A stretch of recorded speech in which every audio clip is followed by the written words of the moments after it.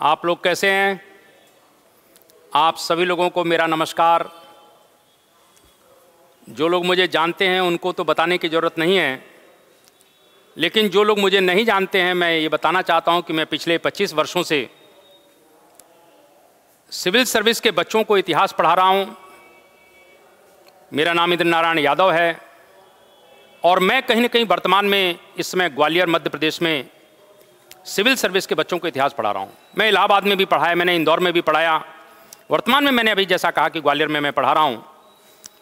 और मैं ये बताना चाहता हूं कि थोड़ा सा मैं एक इतिहास का एक ऐसा टॉपिक लेकर आया हूं, क्योंकि आप लोग जानते हैं कि इतिहास बीता हुआ कल तो है ही, लेकिन उस बीते हुए कल में वह कल है, वह समय है जो संसार के कहीं न कहीं दिशाओं को बदलता है। जिस व्यक्तित्व के विषय में मैं पढ़ाने आज जा रहा हूं वो अपने आप में ही संघर्ष की कहानी है, क्योंकि मेरा मानना है कि कहीं न कहीं इतिहास वही बनाते हैं जो संघर्ष करते हैं। और मैं बार बार कहता रहता हूं कि इतिहास कुछ नहीं है संघर्ष की कहानी। राणा शिवा भगत सिंह झांसी की वीर रानी, कोई भी कायरों का इतिहास क्यों पढ़ेगा? जो लड़ नहीं सकेगा वो आगे नहीं बढ़ेगा। इसलिए संघर्ष का नाम ही इतिहास है। और स्वाभाविक रूप से मैं आप लोगों को कहीं न कहीं मोटिवेटेड करने वाला, प्रेरित करने वाला एक ऐसा व्यक्तित्व भारत के इतिहास में पढ़ाने जा रहा हूं जिसके नेतृत्व में अखंड भारत की परिकल्पना को साकार किया गया। भारत में पहली बार कुल मिला के कहीं न कहीं निश्चित रूप से यह भारत की सीमाएं हिंदू कुश पर्वत को टच करेंगी। उस चंद्रगुप्त मौर्य के विषय में मैं पढ़ाना चाहता हूं, क्योंकि मैंने जैसा कि बोर्ड पर लिख रहा है कि चंद्रगुप्त मौर्य, और चंद्रगुप्त मौर्य को भारत का प्रथम ऐतिहासिक सम्राट भी कहा गया है। प्रश्न ये उठता है कि आखिर भारत का प्रथम ऐतिहासिक सम्राट क्यों कहा गया? निश्चित रूप से मैं कह सकता हूं कि चंद्रगुप्त मौर्य को जो गुरु मिला है, क्योंकि व्यक्ति के जीवन में गुरु का बहुत बड़ा महत्व होता है। यह आप मानकर चलिए कि अगर सिकंदर के गुरु अरस्तु नहीं होते तो सिकंदर को विश्व विजय करने की प्रेरणा नहीं मिली होती। यदि चंद्रगुप्त मौर्य को चाणक्य नहीं मिले होते तो यह मानकर चलिए कि चंद्रगुप्त मौर्य कहीं मगध के कुल मिला के कहीं कहीं किसी अंधियारे में खो गए होते और मगध का इतिहास कुल मिला के चंद्रगुप्त मौर्य के नाम से जुड़ा नहीं होता। कहीं ना कहीं चंद्रगुप्त मौर्य को चाणक्य जैसे गुरु मिले और चाणक्य उसको लेकर अंततः कुल मिला के कहां पहुंचता है? चाणक्य इस समय कुल मिला के भारत की जो सबसे प्राचीन यूनिवर्सिटी है जिसका नाम तक्षशिला है, ये तक्षशिला के आचार्य हैं। और अंततः तक्षशिला के जो आचार्य हैं, मैंने जैसा कि कहा चाणक्य, जिनका नाम कहीं के विष्णुगुप्त भी है, जिनका नाम कौटिल्य भी है। और आपको मालूम होना चाहिए कि चाणक्य उस व्यक्तित्व का नाम है जिसने भारत का पहला ऐतिहासिक या भारत का पहला राजनीति का ग्रंथ लिखा है जिसको अर्थशास्त्र के नाम से जाना जाता है। और इसी अर्थशास्त्र से मौर्यों के प्रशासन की जानकारी भी मिलती है। चाणक्य उस व्यक्तित्व का नाम है जिसने सर्वप्रथम इस भारत में अखंड भारत की परिकल्पना को साकार करने का हम लोगों को एक स्वप्न दिया। और आज कहीं न कहीं चाणक्य इस चंद्रगुप्त मौर्य को तक्षशिला लेकर आते हैं। तक्षशिला के विश्वविद्यालय में उसको सभी प्रकार की शिक्षाएं दी जाती हैं और सभी प्रकार की शिक्षाएं देने के बाद जब पूरी तरह से कहीं न कहीं वो पारंगत हो जाता है, योग्य हो जाता है, तब अंततः चंद्रगुप्त मौर्य के सामने एक चैलेंज है। और एक चैलेंज मैं नहीं कहूं, दो चैलेंज है। पहला चैलेंज क्या है? इस समय भारत का जो सबसे शक्तिशाली साम्राज्य है उसका नाम है मगध, और मगध की राजधानी है पाटलिपुत्र। और इस पाटलिपुत्र के सिंहासन पर एक व्यक्ति बैठा है जिसका नाम है घनानंद। बड़ी इंपॉर्टेंट बात है, इस पाटलिपुत्र के सिंहासन पर कौन बैठा है? घनानंद बैठा है। और घनानंद कहते हैं कि बहुत ही अत्याचारी शासक था, अपने जनता पर बड़े पैमाने पर उसने करों का भार भर रखा था। तो इस प्रकार से जो तक्षशिला में इस समय चंद्रगुप्त मौर्य हैं, जो अपने गुरु के निर्देशन में कुल मिला के कहीं ना कहीं निश्चित रूप से एक बहुत बड़ा एम्पायर खड़ा करना चाहते हैं, बहुत बड़ा साम्राज्य खड़ा करना चाहते हैं। उनके सामने दो लक्ष्य हैं। पहला लक्ष्य तो यह है कि कुल मिला के मगध की जनता को, मगध के लोगों को घनानंद के अत्याचारों से मुक्त कराना। और दूसरा लक्ष्य यह है कि भारत पर इस समय बड़े पैमाने पर यूनानियों का आक्रमण हो रहा है, भारत पर इस समय बड़े पैमाने पर यवनों का आक्रमण हो रहा है। अभी सिकंदर का आक्रमण अभी निपटा ही था हिंदुस्तान में। इस तरह से भारत को यवनों के आक्रमण से सुरक्षा भी प्रदान करना और अंदर घनानंद के अत्याचारों से मगध की जनता को मुक्त भी करना। इस प्रकार से कुल मिला के चंद्रगुप्त मौर्य के पास दो कहीं न कहीं उद्देश्य हैं और इन दोनों उद्देश्यों को लेकर अंततः वो एक अभियान पर निकलता है। अब प्रश्न ये उठता है कि चंद्रगुप्त मौर्य ने सबसे पहले पंजाब को जीता कि कुल मिला के कहीं कि मगध को जीता? पहले पंजाब को जीतते हैं कि मगध को जीतते हैं? ये प्रश्न बड़ा इंपॉर्टेंट है। एक कहानी बौद्ध ग्रंथ में आती है, उस बौद्ध ग्रंथ का नाम है महाबोधि वंश, और उस महाबोधि वंश में एक कहानी आती है कि कुल मिला के एक लड़का है जो कुल मिला के बीच में से रोटी खा रहा होता है। तो जब बीच में से रोटी खाता है तो उसका मुंह जल जाता है, तो मां कहती है कि तू वही गलती कर रहा है जो चंद्रगुप्त मौर्य कर रहा है। यानी चंद्रगुप्त मौर्य, इस कहानी से यह लगता है कि चंद्रगुप्त मौर्य बिना तैयारी के सबसे पहले मगध पर हमला करते हैं, कभी पंजाब पर हमला उन्होंने नहीं किया, और इसीलिए लगता है कि वह असफल हो गए। ऐसी ही कहानी जैन ग्रंथ परिशिष्ट पर्वन में भी मिलती है, जिसमें यह कहानी आता है कि एक लड़का बीच में से खीर खाता है और खीर से मुंह जल जाता है। अब बीच में से खाओगे तो कहीं ना कहीं मुंह जलेगा ही। तब कुल मिला के मां फिर वही बात कहती है कि तू खीर बीच में से खाकर अपना मुंह उसी प्रकार से जला रहा है जिस प्रकार से चंद्रगुप्त मौर्य बीच में यानी मगध पर हमला करके बार बार असफल हो जाता है। क्योंकि जो घनानंद है, ये जो मगध का शासक घनानंद है, ये भी तो बहुत ताकतवर सम्राट है। इसका सेनापति शट्टालक एक टॉप क्लास का आर्मी कमांडर है, मैं कहना चाहता हूं। इसीलिए घनानंद भी बहुत ताकतवर हैं। इसीलिए लगता है कि सबसे पहले चंद्रगुप्त मौर्य ने कभी मगध पर हमला किया, लेकिन वो असफल हुए। तब उनको लगा कि नहीं, अब मुझे सबसे पहले पंजाब को जीतकर अपनी शक्ति को मजबूत करना चाहिए। और इस तरह से कुल मिला के इस पंजाब के क्षेत्र में, पंजाब का मतलब चाहे वो भारत का पंजाब हो, चाहे पाकिस्तान का पंजाब हो, ये संपूर्ण पंजाब जो है इस समय कुल मिला के यूनानियों के प्रभाव में है। और इसीलिए चंद्रगुप्त मौर्य को लगा कि यहाँ की जनता को, विशेष रूप से जो यहाँ की स्थानीय जनता है, उनको कहीं ना कहीं एक तरह से यूनानियों के खिलाफ उनके मन में एक क्रांति पैदा किया जाए, यूनानियों के खिलाफ एक विद्रोह की भावना को पैदा किया जाए, यूनानियों के खिलाफ एक असंतोष की भाव को पैदा किया जाए। और निश्चित रूप से मैं कह सकता हूं कि कौटिल्य और चंद्रगुप्त मौर्य निश्चित रूप से यहाँ के लोगों को यूनानियों के खिलाफ असंतोष पैदा करने में या भड़काने में कुल मिला के सफल हो जाते हैं। और यहाँ के लोगों ने अंततः कुल मिला के कहीं ना कहीं एक आंदोलन यूनानियों के खिलाफ खड़ा कर दिया। इसमें हिमालय के जो शासक प्रवर्तक हैं, उनका भी चंद्रगुप्त मौर्य को सहयोग मिलता है। तो इस प्रकार से यूनानियों कुल मिला के हिमालय के शासक प्रवर्तक और यहाँ के स्थानीय जनता के सहयोग से अंततः चंद्रगुप्त मौर्य शक्तिशाली होते हैं और यूनानी क्षत्रपों की हत्या कर दी जाती है। जो यूनानी सेनापति थे उनको मार दिया गया, यूनानियों को इस क्षेत्र से मारकर भगा दिया गया। मैंने अभी कहा कि चंद्रगुप्त मौर्य का एक बहुत बड़ा लक्ष्य इस समय यह है कि भारत पर जो विदेशी आक्रमण जो यूनानियों के हो रहे हैं, उस यूनानी आक्रमण से भारत को बचाना है। और निश्चित रूप से मैं कह सकता हूं यहाँ की स्थानीय जनता में जो भाव पैदा किया गया अपने देश के प्रति, वो लोग कहीं न कहीं संगठित हो गए। इसमें प्रवर्तक का भी सहयोग मिला और चंद्रगुप्त मौर्य की सेना भी साथ में है और इस शक्ति के साथ अंततः यूनानियों को मार के भगाया जाता है। ये बात मैं नहीं कह रहा हूं, ये बात यूनानी इतिहासकार जस्टिन स्वयं कह रहा है कि 323 में, आप लोगों को मालूम होना चाहिए 323 में सिकंदर की मृत्यु कहां हो रही है? बेबीलोन में हो रही है। तो कहता है जस्टिन की सिकंदर की मृत्यु के पश्चात भारत ने अपनी गर्दन से दासता का जुआ उतार कर फेंक दिया और यूनानी क्षत्रपों की हत्या कर दी। मैंने कहा ना कि जो यहाँ के यूनानी सेनापति थे, जैसे फिलिप की बात करें, फिलिप को मार दिया जाता है, यूनानियों को मार के भगा दिया जाता है, क्योंकि इस समय यूनानियों का एक बहुत बड़ा सेंटर यहाँ पर बन चुका था, बैक्टीरिया वगैरह। तो इस तरह से यूनानियों को जब मार के भगाया गया इस पंजाब के बेल्ट से, तो जस्टिन कहते हैं इस सिकंदर की मृत्यु के पश्चात भारत ने अपनी गर्दन से दास्ता का जुआ उतार कर फेंक दिया, यूनानी क्षत्रपों की हत्या कर दी। और इस स्वतंत्रता आंदोलन का नेतृत्व करता कोई और नहीं था, सेंड्रोकोटस है। और सेंड्रोकोटस की पहचान सर विलियम जोन्स ने चंद्रगुप्त मौर्य से की है। इस प्रकार से हम कह सकते हैं कि चंद्रगुप्त मौर्य ने पहले पंजाब को पूरी तरह से जीता, इसी क्रम में सिंध को भी जीता जाता है और पंजाब और सिंध को जीतने के पश्चात अंततः उसने अपनी शक्ति का विस्तार किया और शक्ति को कुल मिला के विस्तारित करने के बाद अब अंततः मगध पर हमला होता है। जब पंजाब और सिंध को जीत लिया जाता है तो इस प्रकार से चंद्रगुप्त मौर्य अपनी शक्ति को पूरी तरह से संगठित करते हैं और शक्ति को संगठित करने के पश्चात अब उन्होंने मगध पर हमला किया। और मैंने कहा मगध का शासक कौन है? घनानंद है। एक बड़ा भीषण युद्ध होता है महाराज, और इस युद्ध में अंततः, क्योंकि मैंने कहा ना कि घनानंद भी तो बहुत ताकतवर सम्राट है, तो इस प्रकार से एक बड़ा भयानक युद्ध होता है। लेकिन अंततः कुल मिला के जो शट्टालक है, जो कुल मिला के घनानंद का सेनापति है, वो पराजित होता है। घनानंद पराजित होते हैं, घनानंद को मार दिया जाता है। और इस प्रकार से 322 ईसा पूर्व में घनानंद की हत्या करने के पश्चात चंद्रगुप्त मौर्य मगध के सिंहासन पर बैठ जाते हैं। किसके मार्गदर्शन में बैठे? अपने गुरु चाणक्य के मार्गदर्शन में बैठे और अपने गुरु चाणक्य के मार्गदर्शन में चंद्रगुप्त मौर्य पाटलिपुत्र के सिंहासन पर बैठकर एक नवीन राजवंश की स्थापना करते हैं, जिसको मौर्य वंश के नाम से जाना जाता है। और इसी मौर्य वंश ने अंततः भारत में अखंड भारत की परिकल्पना को साकार किया है। क्लियर?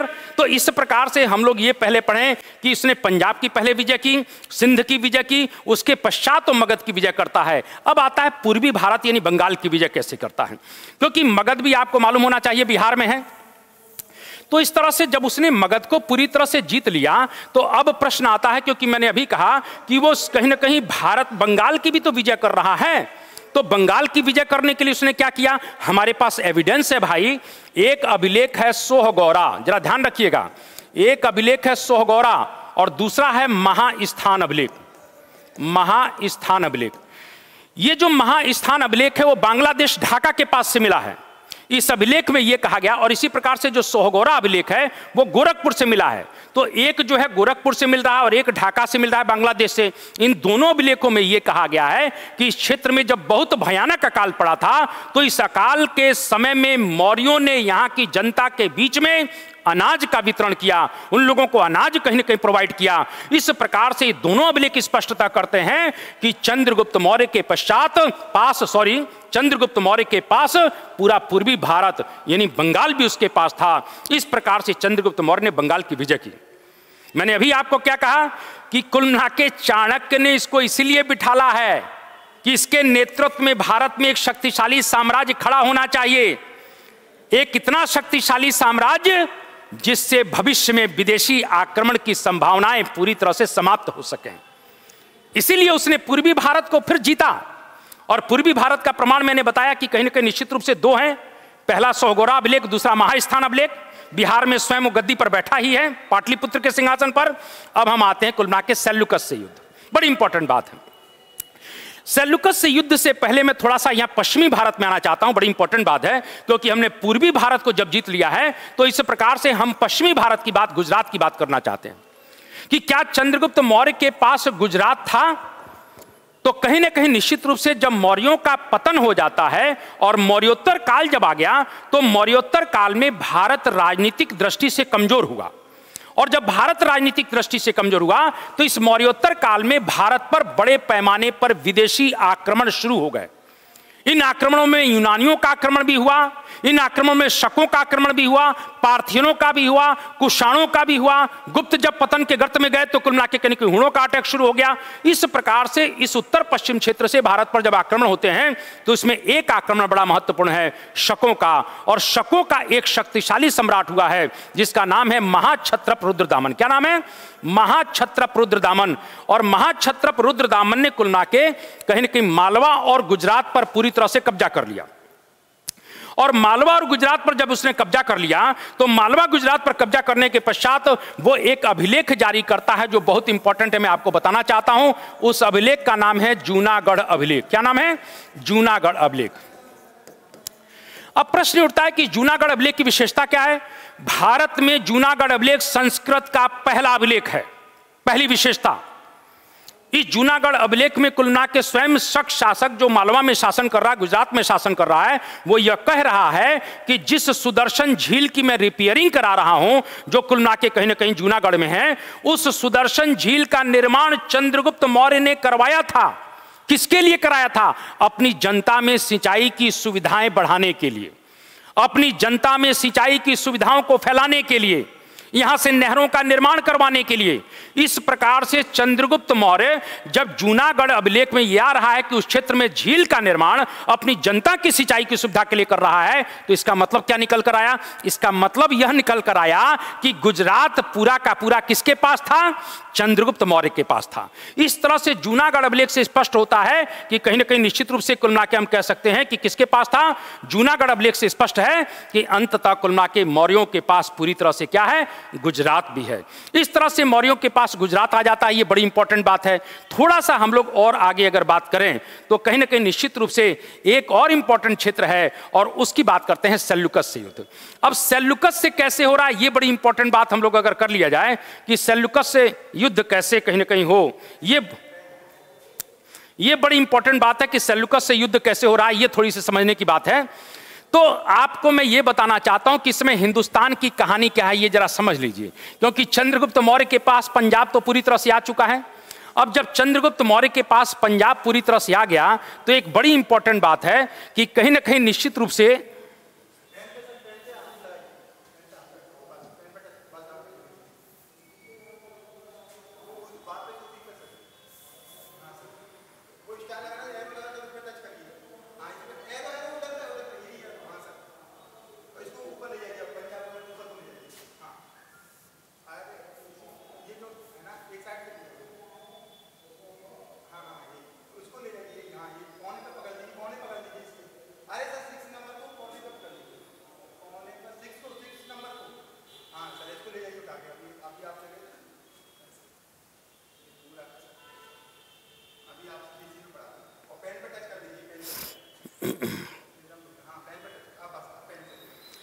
थोड़ा सा हम लोग जो है कुल मिला के कुछ टेक्निकल चीज़ें हैं जो कुल मिला के थोड़ा सा डिस्टर्ब कर देती हैं। तो हम लोग चंद्रगुप्त मौर्य की बात थोड़ा सा कर रहे थे, समझने की ज़रूरत है और कहीं ना कहीं बड़ी इंपॉर्टेंट बात है कि हम लोग इस बात को आगे बढ़ाएं थोड़ा सा, कहीं ना कहीं बड़ी इंपॉर्टेंट बात चल रही थी। मैंने अभी कहा कि सेल्यूकस से अब इसका युद्ध हो रहा है। अब कुल मिला के सेल्यूकस कहाँ पर, ये बड़ी समझने की बात है कि सेल्यूकस है कहाँ पर। यहाँ पर कुल मिला के अफगानिस्तान में एक जगह है जिसका नाम है बैक्ट्रिया। क्या नाम है? बैक्ट्रिया। बड़ी इंपॉर्टेंट बात है। यहाँ अफगानिस्तान में एक जगह बैक्ट्रिया है और बैक्ट्रिया इस समय यूनानियों का बहुत बड़ा केंद्र बना हुआ है। तो बैक्ट्रिया जब यूनानियों का एक बहुत बड़ा केंद्र बना हुआ है तो ये बात समझने की इसलिए जरूरत है कि कुल मिला के कहीं सिकंदर की मृत्यु के पश्चात उसका एक, सिकंदर की जब जिंदा था तो उसमें उसका सेनापति यहाँ बैक्ट्रिया में था जिसका नाम था सेल्यूकस। लेकिन सिकंदर की मृत्यु के पश्चात सेल्यूकस अपने को स्वतंत्र कर लेता, अपने को राजा घोषित कर देता है। तो जब सिकंदर ने अपने को राजा घोषित कर दिया तो उसके पश्चात सिकंदर की मृत्यु के बाद जब सेल्यूकस ने अपने को राजा घोषित कर दिया तो उसको यह लगा कि अब मुझे सिकंदर के अधूरे काम को पूरा करना चाहिए। अब सिकंदर का अधूरा काम क्या था? भाई सिकंदर भारत जीतने आए थे लेकिन वो संपूर्ण भारत को नहीं जीत पाए। सिकंदर, आपको मालूम होना चाहिए, ब्यास नदी के तट से वापस चले गए। अब जब सिकंदर व्यास नदी के तट से वापस चले गए, क्यों चले गए? क्योंकि इस समय मगध में घनानंद की बहुत महत्वपूर्ण सत्ता थी। कहते हैं कि घनानंद की शक्ति के भय के कारण सिकंदर को व्यास के तट से वापस जाना पड़ा। लेकिन सेल्यूकस को यह लगा कि सिकंदर अगर भले व्यास के तट से चले गए हैं, मैं भारत को जीतने का सपना पूरा करूंगा। और इस समय घनानंद की जगह बैठा कौन है? चंद्रगुप्त मौर्य बैठा है। यानी जिसने घनानंद को मार के गद्दी को पाया है वो डेफिनेटली कहीं ना कहीं बहुत ताकतवर व्यक्ति होगा।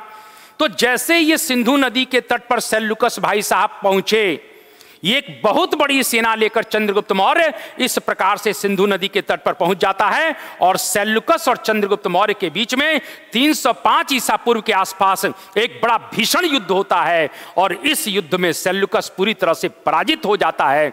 सेल्यूकस जब पराजित हो गए तो निश्चित रूप से इस युद्ध का विवरण तो नहीं मिलता है, लेकिन जो संधि हो रही है उस संधि का विवरण एक व्यक्ति देता है जिसका नाम एपियानस है। और एपियानस कहता है कि इस युद्ध के पश्चात सेल्यूकस ने 4 प्रांत चंद्रगुप्त मौर्य को दिए।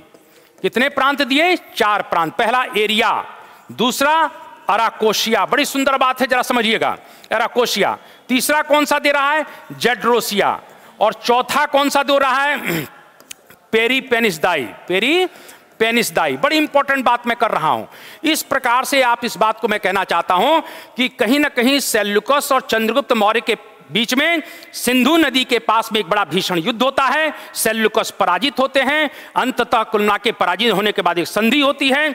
उस संधि यानी ट्रीटी के विषय में एपियानस कहता है और एपियानस कहता है ये जो 4 प्रांत हैं वो कौन दे रहा है? ये 4 प्रांत कहीं ना कहीं निश्चित रूप से सेल्यूकस ने चंद्रगुप्त मौर्य को दिए। एरिया का मतलब हेरात है, एराकोशिया का मतलब कंधार है, जेड्रोसिया का मतलब बलूचिस्तान है और पेरिपेनिसदाई का मतलब काबुल है। इस प्रकार से काबुल, जेड्रोसिया मतलब मकरान का पूरा तट, इस प्रकार से बलूचिस्तान चाहे मकरान तट, ये पूरा का पूरा क्षेत्र, मैंने क्या कहा, ये हेरात चला जाता है, कंधार चला जाता है, बलूचिस्तान चला जाता है और काबुल चला जाता है। इतना बड़ा क्षेत्र चंद्रगुप्त मौर्य को प्राप्त हो गया। मैं ये कहना चाहता हूं कि कहीं न कहीं सेल्यूकस के युद्ध के पश्चात इस संधि के द्वारा मौर्यों की सीमा रेखा कहीं ना कहीं हिंदू कुश पर्वत को टच करने लगी, क्योंकि आपने संपूर्ण अफगानिस्तान को तो जीत लिया। आपने संपूर्ण अफगानिस्तान को तो प्राप्त कर लिया। इस प्रकार की आपकी सीमाएं हिंदू कुश पर्वत को कहीं न कहीं टच करती हैं। यानी सेल्यूकस के युद्ध के पश्चात चंद्रगुप्त मौर्य की विजय ने अखंड भारत की परिकल्पना को साकार कर दिया। यानी जो चाणक्य का स्वप्न था आज पूरा हो चुका है। मैं यह कहना चाहता हूं, इस प्रकार से कुल मिला के मौर्यों की सीमाएं हिंदू कुश पर्वत को चली जाती हैं। यानी आपके पास पूरा अफगानिस्तान का कहीं न कहीं क्षेत्र आ जाता है और इस तरह से भारत पर होने वाले विदेशी आक्रमण की संभावनाओं को पूरी तरह से समाप्त कर दिया जाता है। थोड़ा और अगर हम बात करें तो कुल मिला के कहीं कहीं दक्षिण भारत की बात करें कि सिकंदर के पास कहीं न कहीं चंद्रगुप्त मौर्य के पास दक्षिण भारत है कि नहीं था। इसके कई एविडेंस है कि दक्षिण भारत उसके पास था। एक तो तमिल लेखक मामुलनार की बात करते हैं तो मामुलनार में आता है कि मौर्यों ने तिनेवेली तक, यानी पूरा का पूरा कर्नाटक क्षेत्र मामुलनार कहते हैं मौर्यों के पास था। तो कुल मिला के तमिल लेखक मामुलनार कहते हैं कि कुल मिला के दक्षिण भारत का एक बहुत बड़ा क्षेत्र मौर्यों के पास था। और छोड़िए, एक दूसरा एविडेंस ले लीजिए। अशोक ने अपने जीवन में सिर्फ एक युद्ध लड़ा है जिसका नाम है कलिंग, लेकिन अशोक के जो शिलालेख मिल रहे हैं वो दक्षिण भारत के बहुत बड़े क्षेत्रों में मिल रहे हैं।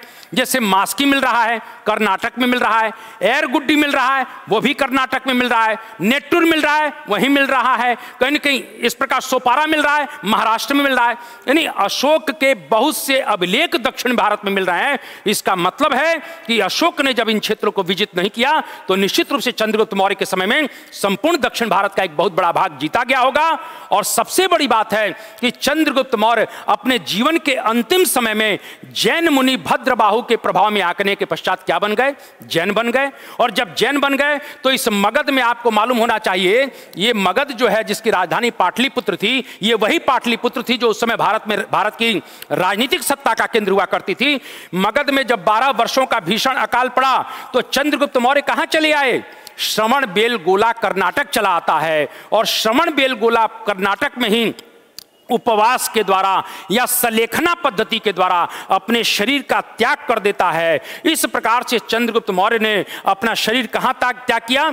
श्रवणबेलगोला कर्नाटक में। इसका मतलब यह है कि दक्षिण भारत निश्चित रूप से चंद्रगुप्त मौर्य के पास था। इस प्रकार से हम कह सकते हैं कि मौर्यों की अगर सीमा रेखा की बात की जाए कि मौर्यों की सीमा या मौर्यों के साम्राज्य की उत्तरी सीमा कहां है, तो मौर्यों के साम्राज्य की उत्तरी सीमा हिंदू कुश पर्वत है और दक्षिणी सीमा कर्नाटक में है, पूर्वी सीमा इधर बंगाल में है और पश्चिमी सीमा गुजरात में है। इस प्रकार से मौर्यों ने भारत में एक विशाल साम्राज्य की स्थापना किया है जिसकी सीमाएं हिंदू कुश पर्वत से चला करती थी, कर्नाटक तक पहुंचा करती थी और इधर बंगाल से चला करती थी और गुजरात और उसके बाद सिंध में अटक तक पहुंचा करती थी। इस तरह से चंद्रगुप्त मौर्य के नेतृत्व में भारत में एक शक्तिशाली साम्राज्य की स्थापना की जाती है। स्वयं प्लूटार्क कहता है कि चंद्रगुप्त मौर्य ने 6 लाख की सेना लेकर संपूर्ण भारत को रौंद डाला। इसका मतलब यह है कि चंद्रगुप्त मौर्य ने भारत में एक विशाल साम्राज्य की स्थापना किया है। अरे साहब, मैं और आगे बात करना चाहता हूं। विंसेंट स्मिथ जो एक अंग्रेज इतिहासकार हुए, वो स्वयं कहते हैं कि मौर्यों ने जिस सीमा रेखा को प्राप्त किया है, कौन सी सीमा रेखा? हिंदू कुश पर्वत। मौर्यों ने जिस सीमा रेखा को प्राप्त किया उससे कुल मिला के मुगल तो बहुत दूर की बात है, अंग्रेज भी प्राप्त नहीं कर पाए। क्योंकि आपको मालूम होना चाहिए कि प्रथम एंग्लो अफगान वॉर हुआ, उसमें पूरी तरह से अंग्रेजों की बड़ी मार लगी थी। 1839 से 42 के बीच में प्रथम एंग्लो अफगान वॉर हुआ था कि नहीं हुआ था? लॉर्ड ऑकलैंड के समय में अंग्रेजों की बड़ी पिटाई लगी। 21,000 सैनिक गए थे, 16,000 मार दिए गए। मात्र डॉक्टर ब्राइटन को छोड़ा गया जो जैकोबाबाद में आकर खबर सुनाता है। यानी प्रथम एंग्लो अफगान वॉर जब हुआ उसमें भी अंग्रेज फेल हुए। सेकंड एंग्लो अफगान वॉर हुआ जो लिटन के समय में हो रहा है, उसमें भी अंग्रेज लगभग फेल से हो गए हैं। यानी कि कुल मिला के अंग्रेज भी चाहते थे कि हमारी सीमाएं मौर्यों की सीमाओं को टच कर लें, लेकिन नहीं हो पाई। मैं ये कहना चाहता हूं कि विंसेंट स्मिथ कहता है कि मौर्यों ने उस सीमा रेखा को प्राप्त किया जिसे कहीं ना कहीं इस प्रकार से मुगल तो बहुत दूर की बात है, अंग्रेज भी प्राप्त नहीं कर पाए। और निश्चित रूप से मैं कह सकता हूं कि भारत के इतिहास में पहली बार एक अखंड भारत की परिकल्पना को साकार किया जाता है। यह वह भारत है जिस भारत में बांग्लादेश भी था, जिस भारत में पाकिस्तान भी था, जिस भारत में बलूचिस्तान भी था, जिस भारत में अफगानिस्तान भी था। इतने बड़े अखंड भारत की कुलना की स्थापना पहली बार चाणक्य के मार्गदर्शन में चंद्रगुप्त मौर्य करते हैं और यह काम पहली बार हो रहा है। इसलिए चंद्रगुप्त मौर्य को हम भारत का पहला ऐतिहासिक सम्राट कह सकते हैं। निश्चित रूप से इस बात से आप लोगों को मेरी बातों से समझ में आया होगा और मैं कहीं ना कहीं आप लोगों को चाहूंगा कि इसी प्रकार से आप लोग पढ़ते रहिए। मैंने अभी कहा कि संघर्ष का दुनिया में कोई विकल्प नहीं है, संघर्ष का कहीं ना कहीं कोई भी विकल्प नहीं है। मुश्किलें दिल के इरादे आजमाती हैं, समस्याएं व्यक्ति के जीवन में आती हैं, लेकिन संघर्ष करो और दौड़ो। मुश्किलें दिल के इरादे आजमाती हैं, स्वप्न के पर्दे निगाहों से हटाती हैं। हौसला मत हार, गिर करो मुसाफिर, ठोकरें इंसान को चलना सिखाती हैं। इन्हीं शब्दों के साथ मैं अपनी वाणी को विराम देता हूं। आप सब लोगों को पुनः नमस्कार करता हूं। जय हिंद, भारत माता की जय, वंदे मातरम।